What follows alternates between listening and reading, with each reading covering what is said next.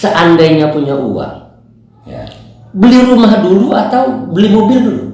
Sebelum perbincangan ini kita lanjutkan, jangan lupa subscribe, like, dan share kepada kawan-kawan di tempat yang lain. Bismillahirrahmanirrahim. Assalamualaikum warahmatullahi wabarakatuh. Waalaikumsalam warahmatullahi wabarakatuh.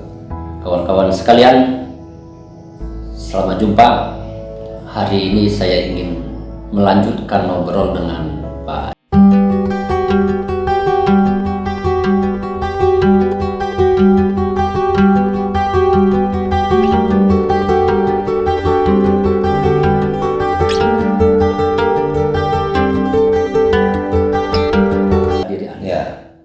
Kalau harus ada pilihan beli mobil dulu atau beli rumah dulu, Anda akan ambil Beli rumah dulu. Betul. Anda enak dulu. Anda kan punya rumah orang tua Ya. di Tanjung Priok. Ya. Kalau kayak saya kan perantau, gitu. Di Jakarta ini kan situasinya kan lain. Apa enggak kayak orang-orang kebanyakan beli mobil dulu demi mobilitas dalam rangka sarana untuk mencari uang. Gitu, nggak ada pikiran yang kayak gitu. Itu pikiran itu di samping keliru menurut saya karena mendahulukan yang tidak penting. Yang lebih penting itu kan rumah. Prioritas. Itu kan berpikir gitu tuh kan berpikir gaya hidup, mode, kehidupan kota. Tahu nggak Anda dampaknya itu? Betapa RT RW di Jakarta itu kelabakan, ngatur mobil yang nggak ada garasinya. Iya. Kawan-kawan di Jakarta itu banyak sekali orang punya mobil tapi tidak punya garasinya. Tidak punya garasi karena rumahnya kecil atau bahkan rumahnya nyempil. Belum punya rumah juga. Dia masih kontrak. Nah, ngekos bahkan. Betul. Gitu loh. Jadi itu tidak menunjukkan skala prioritas dalam hidup itu. Bahkan menjadi problem bagi kehidupan seperti kalau bahasa orang tua nggak tertib menata kehidupan. Urutannya itu keliru ya. Iya. Kayak tadi tuh kan, kita penuhi sandang dulu dah, penuhi pangan dulu deh. Jangan bikin rumah dulu. Karena kalau sandang pangan kedodoran, nggak ada artinya kita punya rumah. Jadi udah betul Sam ya? Iya. Sandang, pangan, papan. Urutannya udah benar. Dan itu udah berabad-abad kan. Prinsip seperti itu tuh filosofi kehidupan seperti itu tuh udah diuji berabad-abad. Jadi mobil itu Sam ya? Di mata Anda sebagai bagi saya aksesoris kehidupan. Tambahan saja. Iya. Sifatnya. Betul. Kalau itu tidak ada tidak apa. Nggak apa-apa. Gitu kan. Apalagi zaman sekarang lebih gampang lagi. Ada Grab, ada segala macam. Ada online. Bayangkan kalau Anda nggak punya rumah, tiap tahun bayar kontrak. Apa nggak berat? Daripada ngontrak rumah, mending ambil rumah cicilan. Rumah cicilan sekarang banyak rumah cicilan.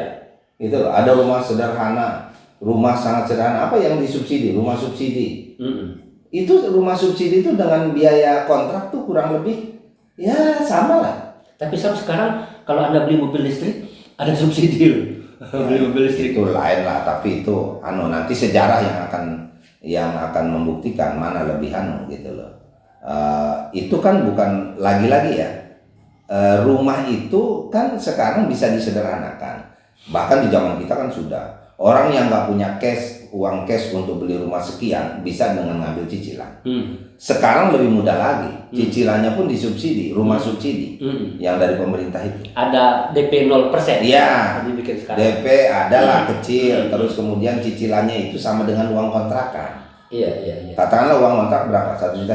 Iya. Ya cicilan 1,5 juta sebulan. Iya. Tapi dapat rumah selesai nyicil. Kalau ini ngontrak terus. Nah ini juga barangkali untuk teman-teman generasi milenial itu perlu dipertimbangkan itu. Strategi kehidupan, cara untuk memenuhi kebutuhan papan itu. Jadi harus dipikirkan tuh alternatif itu. Tapi sorry Sam, yang Anda jelaskan itu memang itu merupakan katakanlah format hidup atau strategi kehidupan yang Anda miliki, Atau kebetulan saja nasib Anda bagus sih Sam. Nasib orang lain tidak sama dengan Anda. Ya mungkin itu ada benarnya tetapi enggak sepenuhnya benar bahwa ini kan sudah nasibnya sudah apa. Wong kita memang berikhtiar kok. Berikhtiar untuk bagaimana hidup lebih baik dari kemarin. Ya. Hari ini harus lebih baik dari kemarin. Kalau orang menyebut kerja keras, Anda kerja keras ya. Ada kerja keras dong. Jangan-jangan lebih dari keras. Iya. Lihat aja indikatornya. Saya pulang kantor paling belakangan Ya tapi kan Anda masih di kantor, saya pergi ke tempat lain kan? Iya, tapi maksud saya menunjukkan kerja keras saya di kantor. Iya. Nanti saya ada di luar kantor. Itu kerja keras. Mana ada orang habis kerja lagi. Iya. Kita kan habis kerja dari tempat yang satu pindah kerja lagi ke tempat yang lain, enggak pulang lagi. Nah, itu apa enggak? Pulangnya nanti jam 3 pagi. Atau enggak pulang. Bahkan enggak pulang. Enggak pulang. Itu loh, udah 2 hari 3 hari baru pulang. Iya. Keras sekali kehidupan kita. Iya. Itu. Tapi itu keras bukan karena terpaksa. Memang panggilan. Kita nyaman kan membawanya. Kita menjalaninya kan dengan nyaman, dengan enggak apa namanya? Iya. Dengan uring-uringan misalnya. Enggak gitu. Ya, artinya Sam kembali lagi bahwa sekeras apapun kehidupan di Jakarta, sesulit apapun kondisi perekonomian pada hari ini, betul. Juga sebetulnya dulu begitu, gitu kan ya. Sama. Kita jalanin saja secara enak, ikhlas katakanlah gitu. Selama kita punya parameter, ukuran di ujung sana yang benar. Kalau Anda tadi artinya punya tujuan lah. Ada tujuan, gitu kan. Anda tadi menyebutkan kata orang tua, gitu. Orang tua menjadi patokan. Oh, saya kepengen membahagiakan orang tua, gitu kan ya. Pada waktu Anda ngomongin Mercy, mobil saya belum tahu itu. Barusan ngeh saya ketika kita punya uang untuk pergi haji, barusan kena, gitu bagi saya. Jadi selama tujuannya itu betul, untuk hal-hal istilah kata yang mulia, jangan takut. Kerja sekeras apapun, target-target materi seberapapun apapun itu diakomodasikan akan untuk bisa diatasi kepentingan seperti ini. Pasang, Ya. saya nambahin dengan pengalaman saya. Oke. Ya, dan pengalaman Anda. Tadi kan saya tanya, Anda mana lebih didahulukan? Beli mobil dulu, Atau beli rumah dulu? Saya tambahin, kok Anda nggak masukkan komputer dulu? Saya kan termasuk orang yang paling bangga punya Inilah komputer. bedanya saya sama Anda, antara lain. Anda itu kan itu tadi apa? Keperluannya yang saya lihat gitu, yang saya amati gitu. Itu bagaimana meningkatkan kualitas pribadi. Saya lihatnya gitu. Gitu. Tarmiji itu senang meningkatkan kapasitas dirinya semaksimal mungkin. Makanya dia walaupun sibuk kayak apa, tetap beli buku. Bukan sibuk. Uangnya sedikit kayak apa, tetap cari buku. Ya kan? Sesibuk kalau apa, tetap sekolah. Ya kan? Alhamdulillah. Nah, ada kursus, ada apa sana. Orang-orang udah tidur, udah pulang ke rumah. Anda kursus itu kan. Nah, itu maksudnya. Anda tuh kan punya sikap apa ya? Punya idealisme bahwa tanpa peningkatan kualitas diri saya nggak akan bisa kontribusi apa-apa ke depan, ya kan? Nah, apalagi kalau dikaitkan dengan tantangan ke depan, wah nanti akan begini, ya Anda kan nggak mau tertinggal. Enggak, saya balikin. Entar dulu. Yang saya maksud itu kalau Anda basisnya itu bukan basis ya, latar belakangnya kenapa Anda pilih komputer itu lebih kepada semangat meningkatkan kualitas pribadi. Saya sebetulnya kalau pakai komputer, orang tua saya nggak ngerti komputer, nggak seneng dong beli komputer gitu. Oh gitu ya. Lah iya dong. Tapi kalau saya beli mobil buat ke pulang kampung, ke dusun, aduh, memang senang banget. Kawan-kawan saya sekalian. Saya pertama kali punya komputer, membikin bapak saya terkagum-kagum. Kenapa? Karena bapak saya seumur-umur dia kerjanya ngetik. Bendahara. Dia bendahara gitu kan. Ngitung-ngitungnya pakai selalu secara manual. Ngetiknya pakai apa? Ribet pokoknya. Mesin ketik Remington. Jadi ketika saya punya komputer dia kagum luar biasa. Ya, artinya pasang. hidup ini kan punya pilihan-pilihan. Betul. Nah, menurut Anda jadi ukuran untuk kawan-kawan, untuk semua lah kira-kira terhadap pilihan-pilihan yang banyak itu, bagaimana cara kita membuat skala prioritas? Ya, Barangkali karena kita tidak mungkin mencapai semuanya. nggak mungkin, dan itu juga disesuaikan dengan tadi kapasitas individu kita, kapasitas keluarga, terus kapasitas jaringan-jaringan kita itu. Jadi saya kira ya harus tahu diri dong bahwa kita sebagai manusia ini, manusia yang begini, punya lingkungan seperti ini, punya kemampuan seperti ini, ya jangan terlalu jangan terlalu dipaksakan. Enggak ngoyo. Enggak ngoyo. Bahasa Jawanya enggak ngoyo. Iya. Katakanlah kita kan ya, ya saya cuma cukup, Anda sering ngeledekin saya kan, ya kita cukup punya rumah yang 75 meter, yang 100 meter, ya nggak apa-apa. Kejar aja dulu 75 meter. Perkara nanti dapat 1000 meter apa segala macam itu lain soal. Tapi kita ngukur. Iya. Nah di tengah jalan ternyata jaringan semakin luas, modal semakin besar, pasar semakin bagus, ya naik. Iya. Kalau seperti pengalaman saya di kampung sambil punya rumah itu harus panjang 16, ya istilahnya. Jangan sampai punya rumah tipe kecil. 21. Ya. Tapi kenyataannya dalam hidup Jakarta, ya kita jangan ngoyo panjang 16. Ya. Adanya rumah tipe 21. Iya 21. Ya, 21. Yang penting rumah dulu. Rumah itu yang jadi utama itu. Jadi nggak ngoyo Pak. Nggak ngoyo. Kembali lagi tadi ya. Jadi prioritas itu memang harus dibuat ya, skala prioritas itu harus dibuat oleh setiap individu dengan tetap mempertimbangkan kapasitas dia, kemampuan keluarga, kondisi lingkungan dan lain sebagainya, itu harus dihitung semua. Gitu. Ya contoh gini lah, ada orang nggak punya kemampuan terus berhutang. Dalam arti hutang itu kan apa ya, sesuatu yang kalau hitung-hitungannya nggak benar, ya kalau hitung untuk bayarnya kuat sih nggak ada masalah hutang. Kayak tadi cicil rumah, oh bayar saya kuat, gaji saya segini, untuk ini segini, untuk ini segini bisa ambil kan gitu. Tapi kalau misalnya berhutang untuk memperkuat diri, oh itu hati-hati, karena jangan-jangan kemampuan kita tidak sebesar itu. Gitu. Jadi nggak logis orang susah bangun rumah. Nggak bisa dong, uangnya dari mana? Yang bisa itu mencicil rumah. Gitu loh.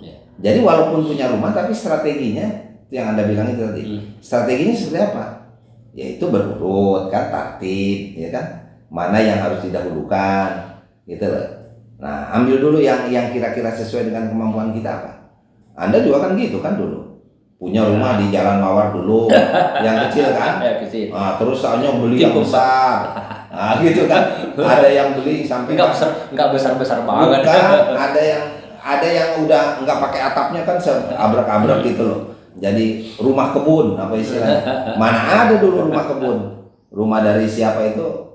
Bang Ojin apa siapa? Ko Ojin aja itu cuma berapa meter kan gitu. Ya, artinya kawan-kawan sekalian, dari pengalaman bersama Pak Sam itu, sesungguhnya target-target capaian-capaian kehidupan itu memang harus ada.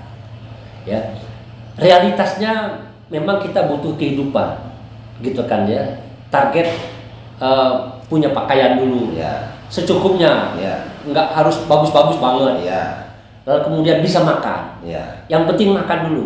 Nggak harus pakai lauk ini, lauk itu, makan di restoran ini, di restoran itu. Nggak harus begitu, gitu kan ya. Nanti penting sehat. Yang penting sehat, terpenuhi, gitu kan ya. Halal. Membikin hidup kita menjadi lebih nyaman untuk beribadah, umpamanya. Nanti naik lagi, punya rumah, gitu kan ya. Rumah juga jangan ngoyo, kata Pak Sam, gitu. Artinya target-target material seperti itu wajar. Tetapi bukan hanya target material itu saja sebetulnya yang kita perlu raih di dalam kehidupan. Nah, Pak Samsudin mencontohkan, dia menjadikan upaya membahagiakan orang tua itu sebagai salah satu faktor yang mempengaruhi usaha kerja keras. Nanti tentu saja kalau sudah sampai kepada orang tua, naik lagi kepada pengabdian kepada Allah Subhanahu wa Ta'ala. Kenapa? Karena berbakti kepada orang tua itu otomatis sifatnya kita mewujudkan pengabdian kita kepada Tuhan. Kalau di pesantren tuh ridho Allah, biridol walidayni. Ridhonya Allah itu ditentukan oleh ridhonya Kedua orang tua. Makasih Pak Sam. Ya. Ngobrol singkat seperti ini Ya. bagi saya menjadi refreshing, mengingatkan kembali kepada diri saya bahwa kehidupan kita itu harus ada pola. Ya. Jangan terbawa arus. Iya, betul. Ketika orang punya handphone gede, bagus, ganti lagi. Padahal handphone yang awal belum Yang rusak. ada juga sudah bagus sebetulnya gitu kan. Jadi hati-hati ukurannya apa untuk kita mengganti handphone umpamanya. Demikian juga nanti yang banyak dibicarakan oleh kawan-kawan yang lain, mobil. Sudah punya mobil second umpamanya. Tidak harus buru-buru beli mobil fresh dari dealer. Tidak harus begitu. Jadi kita harus dapat mengendalikan. Ini antara lain Pak Sam, terima kasih sekali. Saya juga terima kasih sekali nih. Jadi memotivasi saya lagi untuk bagaimana membimbing anak-anak.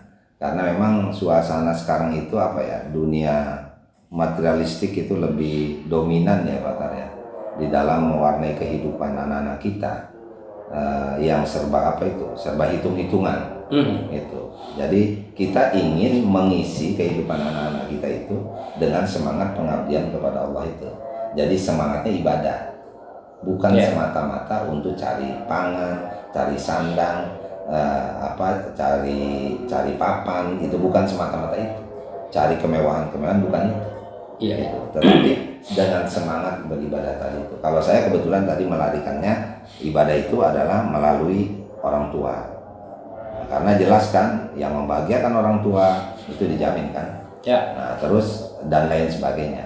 Ada juga orang mungkin semangatnya untuk kebersamaan gitu kan. Nah, ini bagaimana supaya bersama, ada juga untuk memperkuat persatuan antara keluarga gitu ya misalnya. Sesuai dengan perspektif dan lingkungan masing-masing. yang dihadapi masing-masing. Makasih Pak Tar. Kawan-kawan sekalian, demikianlah obrolan bersama Pak Samsudin. Obrolan ini akan kita teruskan pada lain waktu, pada kesempatan yang akan datang. Ya. Jangan lupa subscribe. Channel ini akan menjadi semakin baik apabila kawan-kawan semakin banyak mendukung. Terima kasih. Wassalamualaikum warahmatullahi wabarakatuh. Waalaikumsalam warahmatullahi wabarakatuh.